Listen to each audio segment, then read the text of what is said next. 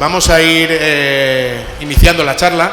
En primer lugar, agradeceros muchísimo que asistáis a esta presentación de Paco Mulero y bueno, os lo voy a agradecer dos veces. Una primera vez os lo agradezco porque estéis aquí, queráis conocer parte de esta cultura del videojuego que nos va a dar a conocer, del cine y videojuego, pero os lo voy a agradecer una segunda vez porque soltar todos los videojuegos que hay dentro para acceder a la charla también tiene mérito, ¿vale?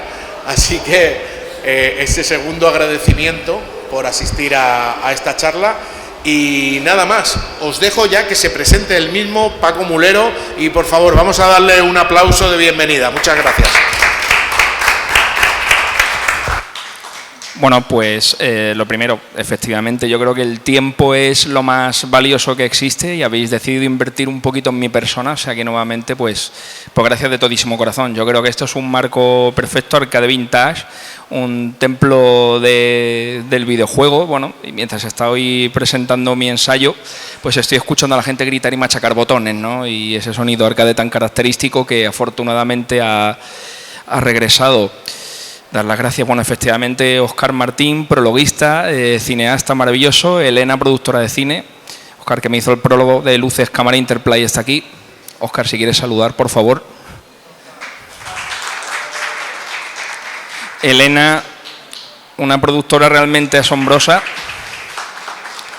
que han demostrado que a veces menos es más, no hacen falta muchos recursos para hacer una película gigante como puede ser Amigos. Muy recomendable, el que no la haya visto, que le ponga remedio pues de inmediato. Pues bueno, qué decir, ¿no? Desde que el hombre es hombre, se sienta alrededor del fuego y le gusta abandonar su voluntad para ir a lugares desconocidos, en fin, que le cuenten una historia, ¿no? Lo que es el mundo, la vida real, pues realmente no tienen por qué pasar cosas realmente maravillosas o relevantes, ¿no? En el mundo real podemos comer un bocadillo, una tostada de jamón por la mañana y no sucede nada. En la ficción, en la fantasía, pues nos puede costar la vida. En el caso de los videojuegos, ¿por qué nos gustan tanto los videojuegos?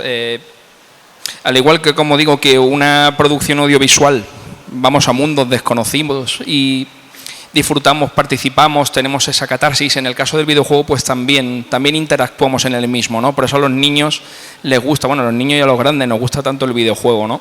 Con el paso del tiempo nos percatamos de que nuestras decisiones pueden ser relevantes. Al igual que ha habido una evolución en la industria del cine, que yo creo que el videojuego siempre ha podido estar presente, ¿no? Se han ido contaminando mutuamente. Cuando vemos al gordo y al flaco o a Chaplin en la pantalla de una televisión, da la sensación de ese slapstick, ¿no? Que podemos poner un mando, interactuar y jugar, ¿no? Es un juego de plataforma definitivo, maravilloso.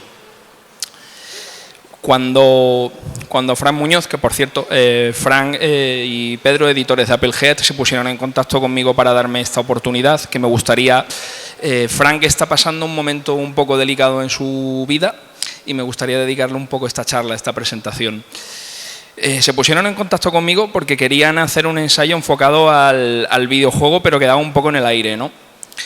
Bueno, como ya han comentado, mi nombre es Paco Mulero. Yo desde muy pequeño he echado los dientes en los eventos. Mi padre, en vez de ir a la playa, chiringuitos, camping, etcétera, etcétera, pues me llevaban a los festivales de cine, salones del cómic, eventos varios.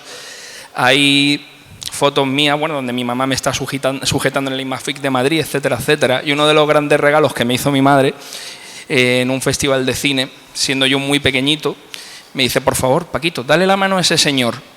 Con el tiempo me enteré que era Vincent Price.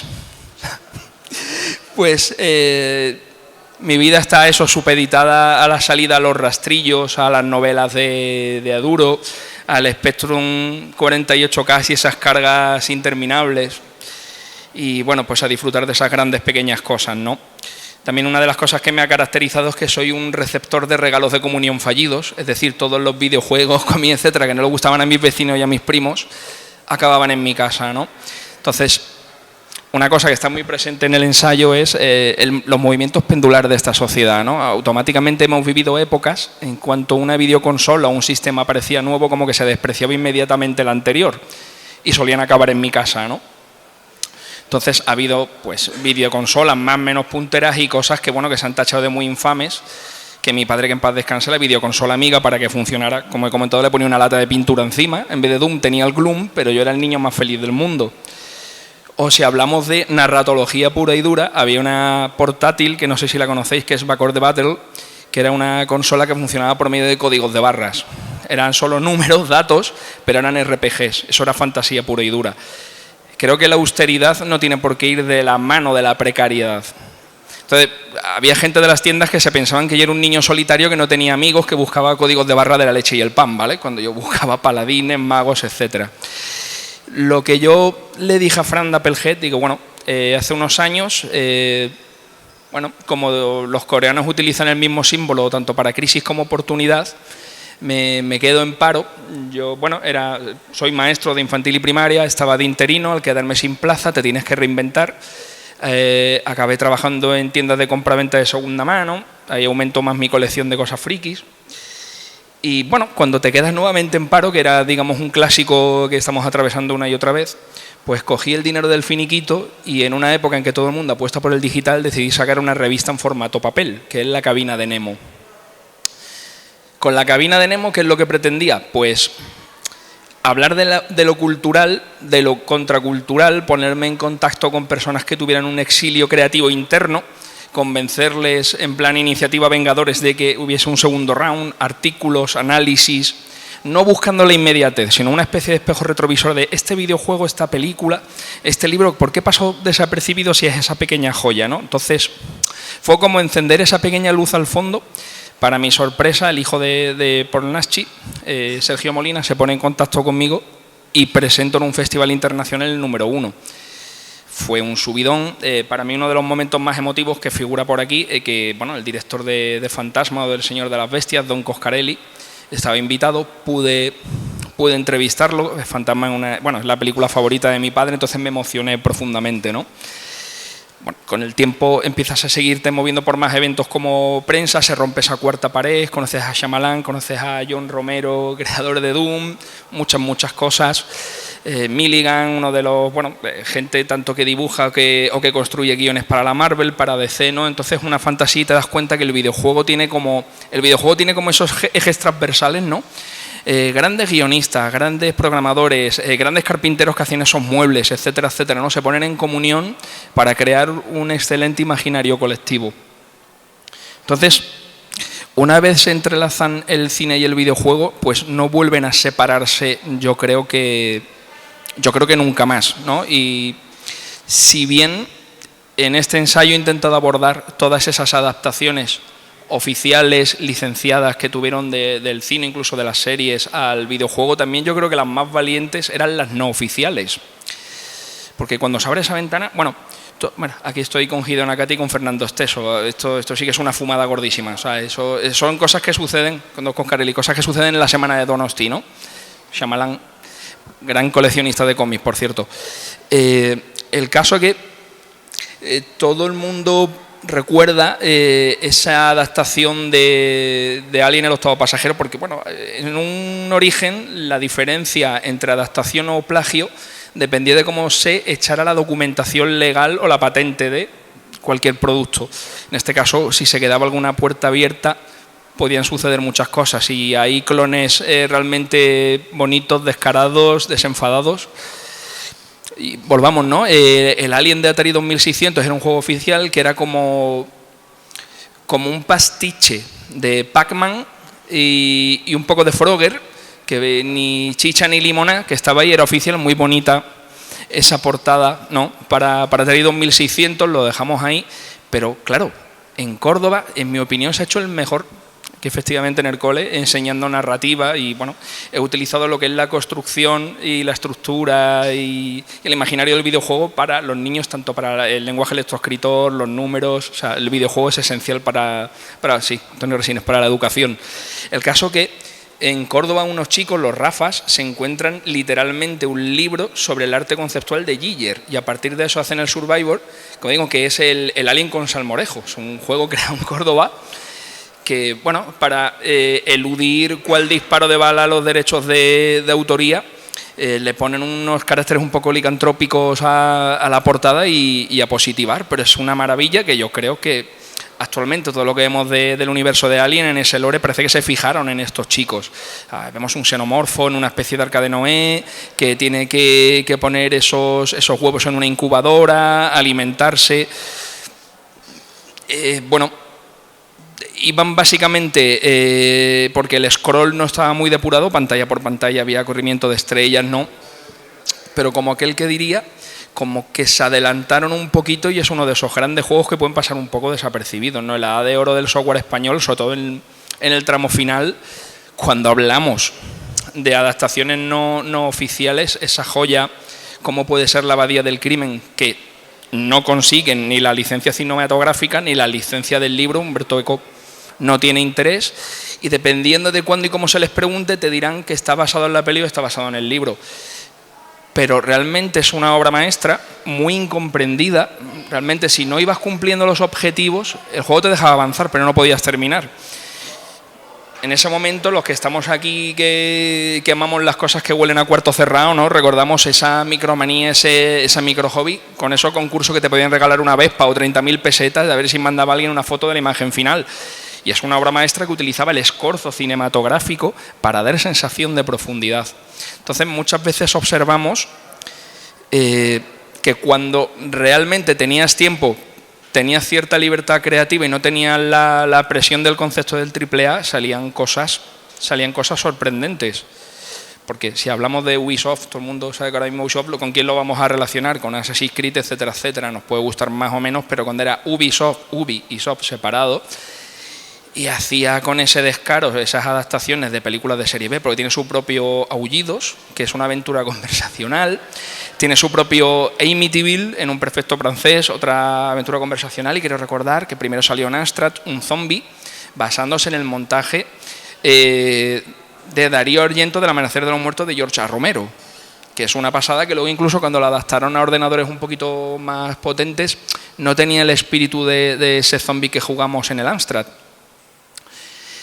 Y bueno, siempre, como yo digo, tanto en el tema cinematográfico como en el mundo del videojuego, en la industria del cómic, la historia la escriben un poco los vencedores. Es decir, a medida que va pasando el tiempo se recuerda un poco esos juegos que estaban en top ventas, esos juegos o esas películas que hicieron esa taquilla, que tuvieron los mejores análisis. Llega un cambio en la fiscalización a las máquinas recreativas, se le da el mismo trato que se le daba a un bingo, una tragaperras. Por eso, bueno, desgraciadamente yo recuerdo llegar un señor y con un martillo y un cincel romper una placa de un Shinobi, porque, bueno, nadie se paraba a pensar que eso había que compartimentarlo, estudiarlo, entenderlo. O cómo con el tiempo iban apareciendo las máquinas recreativas en los vertederos de los campings, etcétera, etcétera. Y luego ha habido una serie de personas muy románticas, ya sé esto, que se ha ido rescatando, buscando una explicación, un respeto muy grande a la creación intelectual del videojuego. Tenemos por aquí a Javi, que es un gran creador, por ejemplo, que coge muchos elementos contemporáneos. José Luis creo que también ha estado aquí, que gracias a las herramientas de compresión que tenemos ahora en programación, pues se programa para, bueno, para lo que son formatos un poquito más clásicos, ¿no? Insisto, ¿no? La humildad no tiene por qué ir de la mano de la precariedad. Y bueno, fijaros, ¿no? A día de hoy conozco muchos dibujantes de cómic, guionistas de cómic, que gracias a las portadas de los videojuegos se inspiraban y se daban cuenta cuál era su sitio y por dónde querían tirar, ¿no? Irra, que es uno de los grandes historietistas sevillanos, No te serviré, que os recomiendo esa maravillosa novela gráfica. Gracias a las portadas de su MSX se dio cuenta que quería ser dibujante, ¿no? Entonces hay mucha gente que a nivel creativo e intelectual ha ido cogiendo su camino, pues gracias a este maravilloso trabajo. En las adaptaciones, en ocasiones, cuando no había tiempo, algunos juegos eran casi testimoniales, véase muchas veces los Gremlins de Atari, que es otro Space Invader, etcétera, etcétera. Pero hay casos como el cazafantasmas de microordenador, ¿no? Que había ya un juego hecho en un cajón, se le ponían 4 elementos, 4 cosas relacionadas con los cazafantasmas y a positivar, ¿no? Ahí está Jiménez, que lo pude conocer en Sitges, que falleció un poquito después. Y bueno, Jiménez, aparte de enormísimo historietista, era un gran portadista de videojuegos, que yo creo que todos los que estamos aquí, muchos hemos conocido la magia del videoclub. Yo recuerdo que incluso cuando no tenía dinero iba con mis amigos a ver las portadas, ¿no? A imaginarnos un poquito qué podíamos ver en esas portadas tan artesanales. Era un templo, un videoclub, un templo, ¿no? Había una serie de promesas. Recuerdo las portadas, sobre todo de los polichescos, que spoileaban prácticamente el interior de la peli o exageraban sus virtudes, ¿no? Un poco pasaba con los videojuegos. A veces se cambiaban 4 elementos, 4 píxeles, pero se le hacía una portada que te hacía imaginar y te hacía volar, ¿no? Pues bueno, ese es el caso, ¿no? Que a día de hoy pues se ha seguido compartimentando, se ha seguido ordenando, se han creado estos espacios donde podemos compartir y un poco entender y respetar, bueno, efectivamente el trabajo intelectual de otras personas de antaño, ¿no? Pues sobre todo también había que luchar contra ciertos elementos como era la censura, la autocensura. Acabo de ver ahí que estoy con Javi posando con la recreativa de Tron. Todos hemos visto la película de la Disney, que para ser una peli de la Disney que tenía un presupuesto de magnitud considerable, una banda sonora de Wendy Carlos, que bueno, esta señora venía a trabajar con Stanley Kubrick. Stanley Kubrick, entrevisté y conocí a Jan Harlan, que era su productor, documentalista y cuñado, y decía que efectivamente para la misma escena hacía 100 y pico tomas, y cuando ya alguien la agarraba del cuello se reía y paraba. ¿Vale? O sea, eso era Stanley Kubrick, y Jan Harlan decía, bueno, mi cuñado yo lo quería, tal, pero normal que Stephen King le quisiera pegar, tal. Digo, le quiso pegar, y dice, sí, digo, eso era cierto, ¿no? El caso es que, claro, Wendy Carlos viene a hacer un trabajo excepcional en El Resplandor, apuesta por Tron, hace algo, bueno, cogen el mundo del videojuego per se, lo adaptan a la gran pantalla, pero no funciona en taquilla. Lo curioso es que esa obra maestra como es la recreativa de Tron, que se divide de minijuegos, sí que triunfa y recauda pues muchísimo más que aquella película. De hecho, los torneos de Tron están en un imaginario colectivo que no va a desaparecer jamás. O sea, todos los niños querían participar en ese torneo y llevarse una recreativa a casa, que era el premio. Y bueno, en la narratología de los videojuegos con respecto al cine era o bien hacer algo absolutamente por libre o sacar elementos que estaban fuera de cuadro y que se complementaban total y absolutamente con aquella película que habíamos visto. Y había una segunda vida. Insisto, cuando había algo total y absolutamente amortizado, estaba en el videoclub que tenía esa segunda, esa tercera vida, y había adaptaciones mejores o peores, ¿no? Hubo una matanza de Texas en Atari 2600, que hay que bajar el volumen para jugarla, por Dios. Una noche de Halloween que podía sacrificar al niño para ganar tiempo.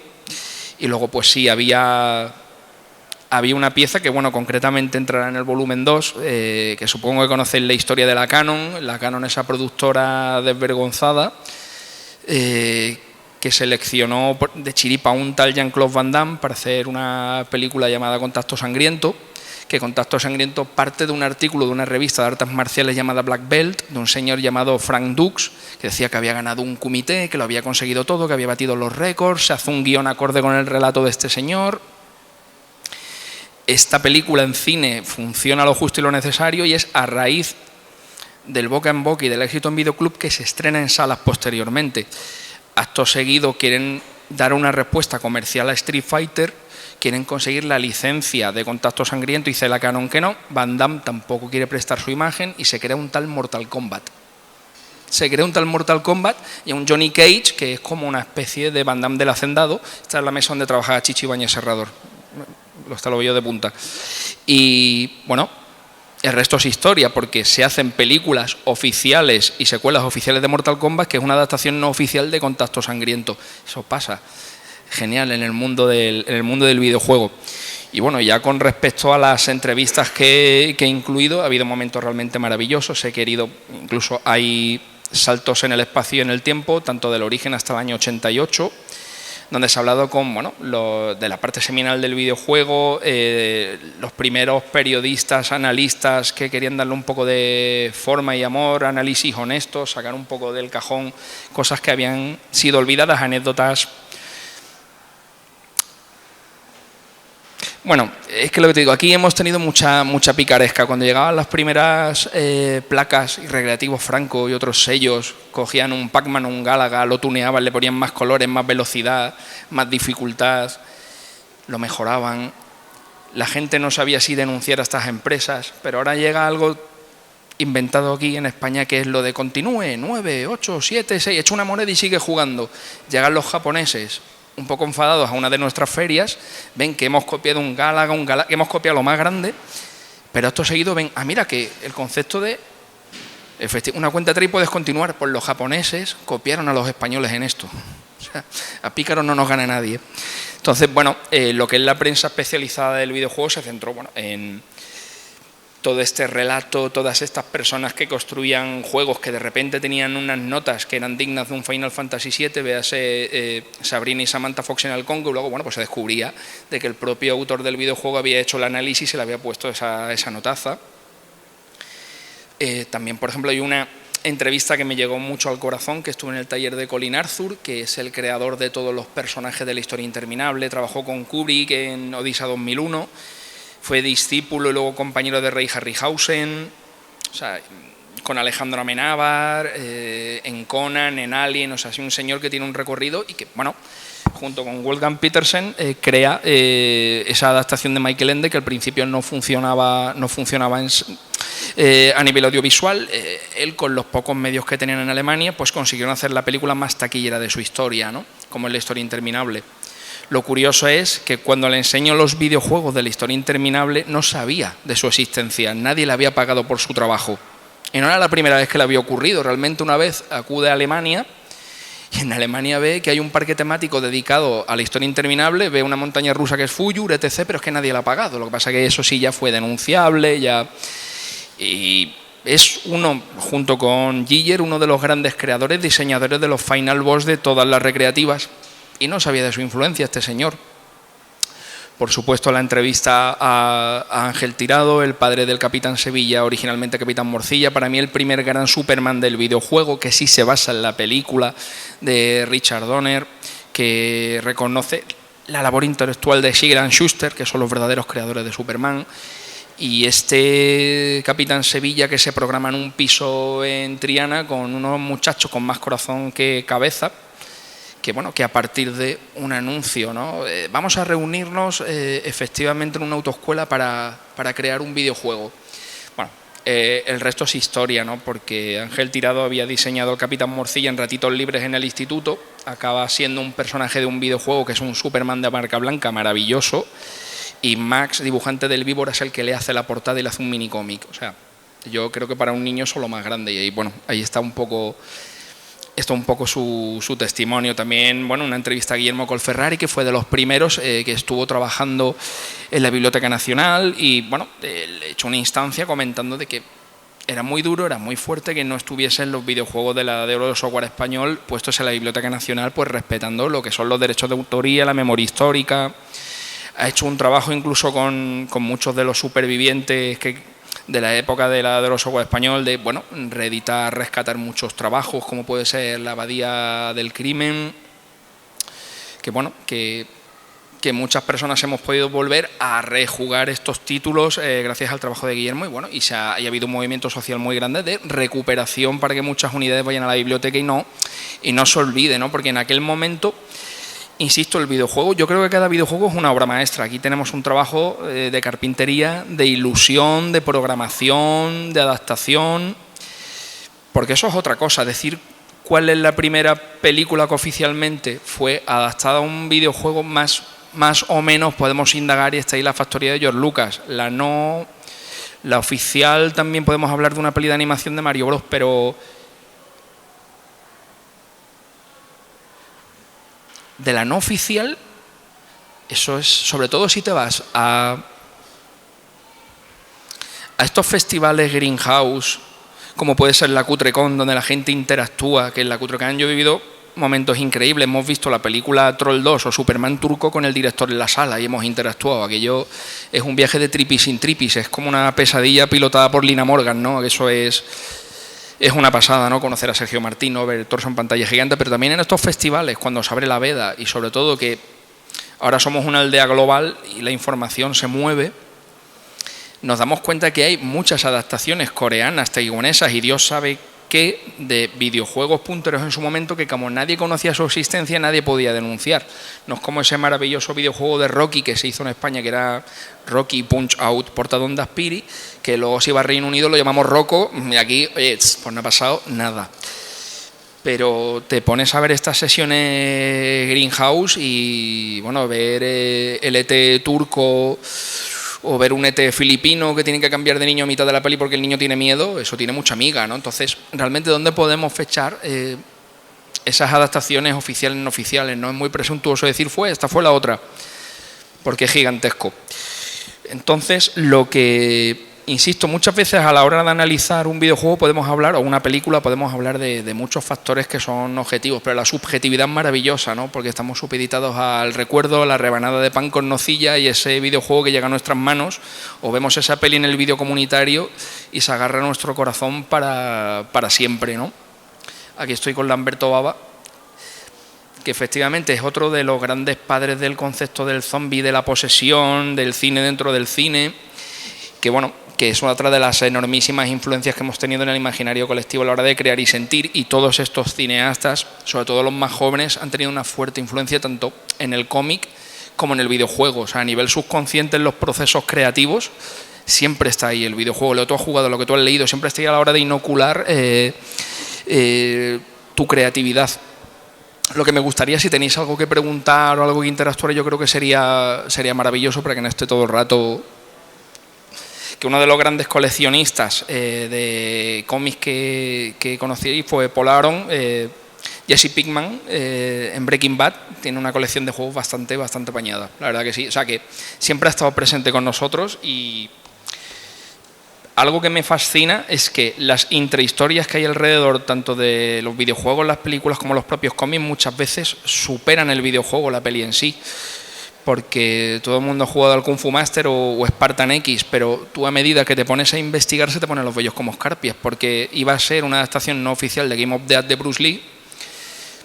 El juego es muy identificable, Kareem Abdul-Jabbar, otros personajes que vemos en la película, pero claro, esa peli que utilizaron escenas del entierro de Bruce Lee con sus hijos llorando, sin licencia, sin permiso, que es súper grotesco, recogieron cable y dijeron, no, bueno, es una adaptación no oficial de los supercamorristas de Jackie Chan rodada en Barcelona, que salió en cine de barrio presentado por Alaska, pero tú juegas y dices, efectivamente es Game of Death sin papeles, pero claro, todo lo que hay alrededor es muy doloroso.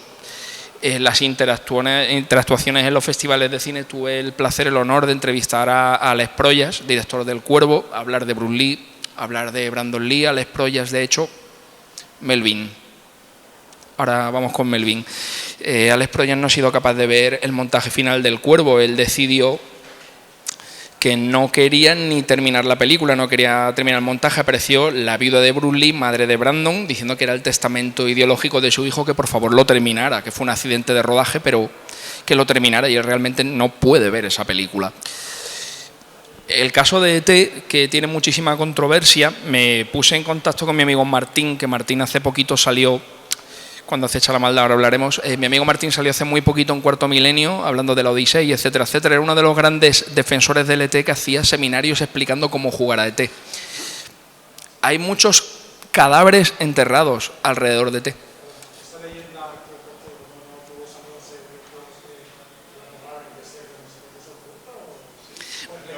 Efectivamente, hay un documental, pero hay que decir en defensa de Warshow que cuando encuentran ese punto y desentierran todos esos cartuchos, no solo estaba ET, había muchos cartuchos, porque bueno, Atari empezó a dar licencias como si no hubiera un mañana, ibas al Sears y al Toys R Us y había cubetas de juegos a $1, que aquello era, o sea, realmente había juegos que no, o sea, por ejemplo, La Matanza de Texas, yo recomiendo bajar el volumen. Aparte que, para que tú tengas claro que en La Matanza de Texas hay algo parecido a una motosierra y hay sillas de ruedas por allí, ¿vale? O sea, y tienes que coger combustible para que la motosierra, pero intentas jugar y dices, no, esto no... Hay que jugarlo, sí, hay que tenerlo, por favor, pero claro, o sea, eso es complicadete, pero claro, Warshow viene a hacer enormísimos éxitos en Atari, como es Just Revenge. Steven Spielberg lo cita y le dice, ¿cuánto tardas en hacer un juego? Dice, pues lo normal, 1 año.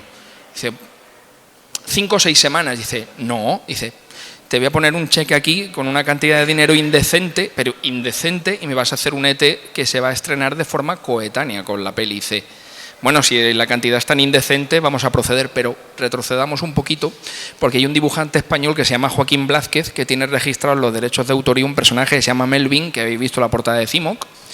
Este señor es freelance, crea a Melvin, y cuando efectivamente ve el estreno de ET, pues bueno, se crea una vorágine de intentos de demanda, de cartearse con Steven Spielberg. Spielberg no contesta las cartas. Es más, Joaquín Blázquez muere depresivo, arruinado. Su mujer es la que intenta continuar con esa cruzada, pero no hay manera. Incluso hay un documental que estaba detrás Juanma Bajo Ulloa, que se llama Melvin contra ET, explicando los hechos de forma pausada, que iba por medio de una especie de crowdfunding primigenio, pero hay una mano negra que hace que todo desaparezca de ese documental. Todo desaparecía, está demostrado que Melvin está registrado antes que el ET de Rambaldi, o sea, pero total y absolutamente. Eso es uno de los grandes cadáveres que hay por ahí, porque claro, las ideas están en el aire. Warshaw consigue hacer un ET porque le dice a Spielberg, mira, como hay tantos clones, hazme un Pac-Man con ET. Y decía Warshaw, dice, mira, yo para hacer un clon me quedo en mi casa, no, quiero hacer algo diferente. Se sabe que ET, cuando sale a la venta, es uno de los juegos más vendidos, pero es uno de los juegos con más devoluciones de la historia. Claro, no había manera de entender cómo funcionaba, tal, la gente habla de las físicas, pero es que realmente cuando te explican cómo se juega el ET, es necesario caerse en ese hoyo para refrescar la pantalla, para que aparezcan esas piezas de teléfono para llamar a tu casa y que aparezcan esos caramelos para la puntuación. El juego era tan pragmático que había exprimido tan al máximo las capacidades del Atari 2600, era pragmático, no era divertido, no era un juego para niños. Él intentaba llevar al límite una máquina que había quedado obsoleta desde el día de su salida a la calle, desde que vio la luz. El problema de las videoconsolas a día de hoy que quedan obsoletas rápido, entonces tienes que llevar al límite la programación, los recursos. Fue el chivo expiatorio de un mercado que en Estados Unidos se había saturado y lo culparon a él. A día de hoy es psicólogo en Silicon Valley y atiende a personas que tienen saturación emocional o depresión por el trabajo, pero no es justo echarle la culpa, insisto. Si tú coges un mando de Atari y le pones conectores de rana, puedes jugar de una manera muy diferente conociendo los patrones de ET. Entonces no es justo decir que es el peor juego de todos los tiempos. No me parece correcto. No me parece correcto. Y, no fue entendido y que hay muchos juegos, insisto, había muchas fronteras, muchas barreras, había derechos de autoría en ciertos países, otros no, había que cambiar. Entonces, que tú obtuvieses un sello oficial de una película era mucho, porque, por poner un ejemplo, El puño de la estrella del norte es como hacer una apología al Jesucristo cristiano, pero con artes marcianas y explosiones de cabezas, ¿vale? Eso es El puño de la estrella del norte, era el nuevo Mesías posapocalíptico. En nuestra frontera no había llegado, pero querían hacer un juego oficial del puño de la estrella del norte. No podéis. Bueno, vamos a hacer un videojuego de artes marciales posapocalíptico que se va a llamar Double Dragon, que no es oficial, ¿vale? Cuando llega Double Dragon a Europa, en vez de ser posapocalíptico, es en el presente y son dos maestros que tienen una técnica de artes marciales que tienen que salvar a su hermana. Acto seguido hay secuelas, película oficial con un tremendo mardacascos, etcétera, etcétera. Robert Patrick, o sea, es una película oficial de un videojuego no oficial del Puño de la Estrella del Norte, que es un cómic que luego tuvo serie de animación y película. Curiosamente, hay generaciones enteras que conocen de sobra Double Dragon, que se supone que es un producto no oficial, pero no sabían lo que era el Puño de la Estrella del Norte, que luego tuvo videojuegos oficiales, que por cierto la versión de Game Boy es muy digna, que esos dos botones están explotados al máximo para las técnicas. Por eso insisto, la línea que dividía el tributo del plagio era tan rematadamente fina y a veces el no tener esa presión mediática hacía que surgiesen cosas muy valientes y realmente buenas. La verdad que sí. Bueno, si hay alguna cuestión o algo que queréis compartir.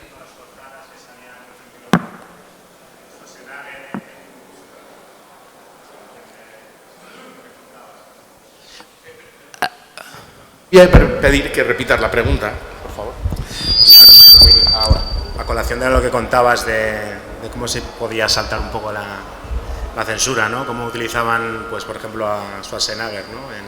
en las portadas de los videojuegos españoles, como el Navy Moves o Clint Eastwood, ¿no? Utilizaban mucho siempre esas portadas, ¿no? cinematográficas para vender luego el videojuego. Un detalle con respecto a Navi Moves, antes de entrar en la cuestión. Claro, los juegos de microordenador eran tan rematadamente difíciles, claro, lo probaban sus creadores, sus programadores, eran tan rematadamente difíciles. Yo creo que cuando yo era un chiquillo jugaba infinitamente mejor a los juegos. Y ya ibas al recreativo, solo tenías una moneda de 5 duros. Cuando no había más dinero, lo que comenta el caballero, veía a los niños grandes y aprendía los patrones, ¿no? Etcétera, etcétera. En la presentación del Navi Moves, el programador no era capaz de pasarse la primera fase por el alto nivel de crueldad que tenía el juego. Con respecto a la portada, tanto esa como maravillosas y gloriosas portadas, salvo algún título oficial que tuviese la licencia del actor, el actor ni se enteraba en aquella época. Claro, cuando un juego sí daba un salto internacional, sí había que cambiarle el nombre, sí había que cambiarle la portada. Nosotros tuvimos un Indiana Jones de marca blanca como era Fred. Eso, si iba a Reino Unido, había que retocarlo un poquito, porque entonces ahí sí había conciencia de lo que eran los derechos y la propiedad intelectual, no el autor, sino la empresa que era dueña. Y hay casos que, bueno, depende a quién tú le preguntes, es como el caso de la editorial Bruguera. Yo escucho testimonios de Bruguera que son o gente maravillosa o que son gente muy mala. Yo creo que a veces la verdad está en medio. En el caso del videojuego de Emilio Butragueño, hay gente muy sensata y muy cuerda que te dice que Emilio Butragueño se enteró de la existencia de su juego con su cara cuando lo había anunciado y negociaron después. Y hay gente que dice que no, que todo fue previo, la firma, que tal, pero ¿dónde está la verdad? Tal vez está en medio. Lo sabemos, y así pues hay muchísimos casos, o incluso hay licencias oficiales, como es el Aliens de Recreativa, que es una pequeña gran joya, que los protagonistas se parecen a los primos del pueblo de los actores. Cuando tenían toda la licencia podían haber hecho algo. Y otro de los casos curiosos es ese excelente Terminator 2 que hay ahí, que es lo que no se vio en el rodaje, se complementa con el rodaje total y absolutamente, que los actores principales no quisieron, muchos de ellos, participar en las capturas para esa recreativa de Terminator 2 y contrataron a unos extras para posar, hacer los vídeos. ¿Por qué? No se sabe. Pero sí, es que muchas veces las portadas de los juegos, yo recuerdo esos expendedores de gasolinera, eso era una prueba de fuego, que el niño no veía eso y no quería jugar, no lo quería sentir, es que es normal. Luego, insisto, tú ponías toda la ilusión del mundo junto con una portada tan maravillosa como esta, que hubo un tiempo que se rescató el Director Catch de Viaje al Centro de la Tierra, que era un poquito más complejo. Bueno, en aquella época el cómo y el por qué, el Spectrum era el 48K, era un ordenador muy cercano, muy solvente. Los primeros programadores iban a la sección de revistas de importación del Corte Inglés, se carteaban con chavales de Reino Unido. Los chavales de Reino Unido mandaban unas ediciones británicas con esas portadas, esos juegos.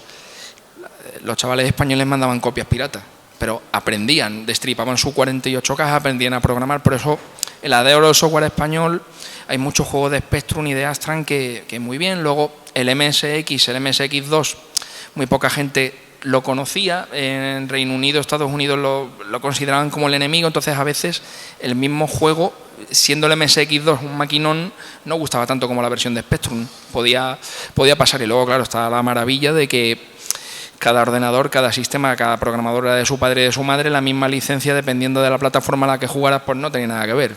Dice, vamos a jugar a Robocop, tira un dado de 20, el Robocop según la recreativa, según el ordenador, según la consola, que no estaba nada mal, que había gente que tenía suerte, que por cierto, yo fui de los niños que vivió la guerra videoconsolera en los patios. Fue muy sensato y muy maduro por parte de las publicitarias hacer que los niños se pegaran en el colegio.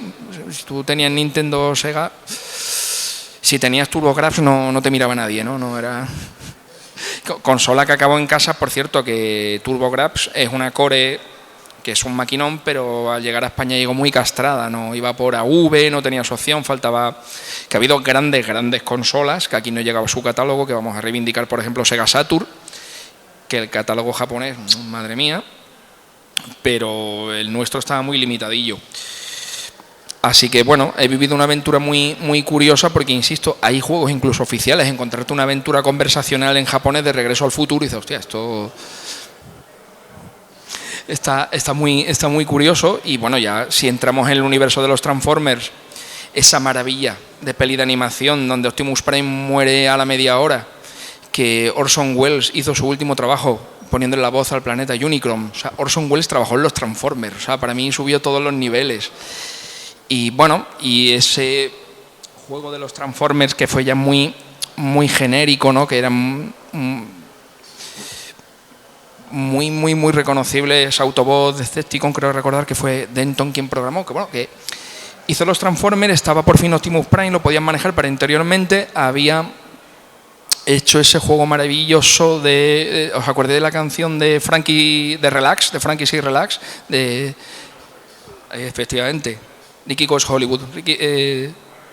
Frankie Goes Hollywood, ¿verdad? Y la canción Relax. Pues tuvieron un juego oficial de Frankie Goes Hollywood donde investigaban un asesinato y había que buscarle los puntos de placer, jugar con los puntos de placer de los personajes, ¿no? Y acto seguido pues hacer los Transformers, ¿no? Entonces, bueno. En fin, Frankie Say Relax. Maravilloso. ¿Alguna cuestión? Sí. Sí. En general, en el libro, aparte de otras muchas cosas, estamos viendo la relación o la traslación de videojuegos, series, películas, dibujos animados, etcétera, al mundo del videojuego. ¿Te has planteado para una próxima edición, o incluso a lo mejor forma parte de esta, pero todavía no lo he leído, el caso inverso? No videojuegos que originan películas, sino películas en sí que contienen videojuegos y que esos videojuegos formen parte de la trama. Por ejemplo, antes han mencionado Contacto Sangriento, ¿no? Donde aparece Karate Champ, en la que juega Van Damme, ¿no? Ese tipo de relación más inversas, el videojuego como un elemento más dentro del cine o dentro de los videojuegos. O sea, lo que es el metarrelato, las rupturas de la pared, es que a medida, sobre todo en el volumen 2, que todo se acaba fusionando, que crea una deliciosa confusión, eso acaba surgiendo, eso acaba apareciendo. Porque no sé si habéis visto Cuando acecha la maldad. Bueno, Cuando acecha la maldad es una película que ha funcionado de Demian Rugna, que estuve entrevistando a Ezequiel Rodríguez. Cuando acecha la maldad, a nivel tanto consciente como subconsciente, el videojuego está tan rematadamente presente. Voy a tener cuidado de no spoilear nada, porque todo cineasta... Tenemos aquí a Óscar, mete muchísimos huevos de Pascua en una película, ¿no? A lo largo de la progresión dramática. En este caso, que es la primera peli que se me ha ocurrido, aparte de la que han mencionado, no ya que uno de los personajes todo el tiempo lleva una gorra de Commodore, sino que hay escenas que son calcos de títulos tanto retro como contemporáneos. Y no quiero hablar mucho porque lo bonito es ir descubriendo esta cosa, pero a veces a título consciente, pero otra cosa de forma subconsciente, porque somos personas que bebemos de continuas... Mira, estoy con Carlos Pumares. Bebemos continuamente de nuestra experiencia vital. Entonces, hay un momento en la película que no es que haga un homenaje al videojuego, hace un homenaje al videojuego, a la música, al cine, a David Bowie, a todo. En un segundo, en un momento dices tú, ostras, hay que llegar a un punto de genialidad y tener una experiencia vital y llevar todo eso en la mochila para de repente soltarlo en un momento que una imagen vale más que 1000 palabras. O a día de hoy, que valoramos, que tenemos ese momento de nostalgia, de recuperación, todas estas personas que están programando, que es tu caso, ¿no? Que me parece maravilloso lo que has hecho, rescatar un juego para un sistema clásico, lo que ha hecho Javier, lo que hace José Luis Salguero. Toda vuestra experiencia vital, todo lo que habéis leído, el noveno arte, el séptimo arte, está inoculado en vuestro trabajo, queráis o no queráis. Eso es mucha sabiduría. Y que podáis contar, narrar una historia por medio de un píxel, hay que tener muchísimo talento. El talento sale por los 4 costados. Así que eso que tú me comentas, sí, está en el libro. No he tenido más remedio que hacerlo, que nadar en esas aguas, ¿no? Porque algo que he querido hacer con mi trabajo es disfrutar y reconocer el talento ajeno, que eso, a mí eso me encanta. Yo creo que una de mis mayores cualidades es reconocer y disfrutar del talento ajeno, sí, sin duda. Sí. no sé si hay alguna otra preguntilla más por aquí. Paso el micrófono y bueno, lo que quiero hacer también es darte la enhorabuena por la charla. Ha estado muy interesante, yo creo que todos hemos disfrutado un rato aquí contigo y nada, si no hay otra pregunta más, pues vamos a darle un fuerte aplauso, por favor, a Paco por este momento que nos ha dado y bueno, queda un solo libro de Luces Enterplay encima de la mesa, todos los demás se han vendido y como estamos en agosto hemos tenido la desgracia de no poder conseguir más. Así que ese último libro no está en venta, solamente está disponible para el sorteo que vamos a hacer ahora mismo, ¿vale? Así que Paco no es una mano muy inocente, pero vamos a suponer que sí, y lo vamos a hacer ejecutar a él el sorteo, ¿vale?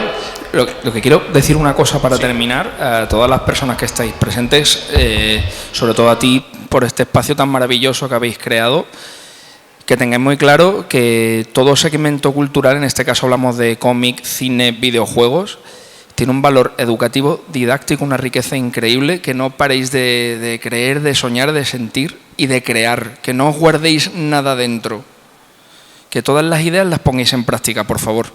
¿Vale? Que sigamos siendo esos niños que soñamos y machacamos botones, por favor.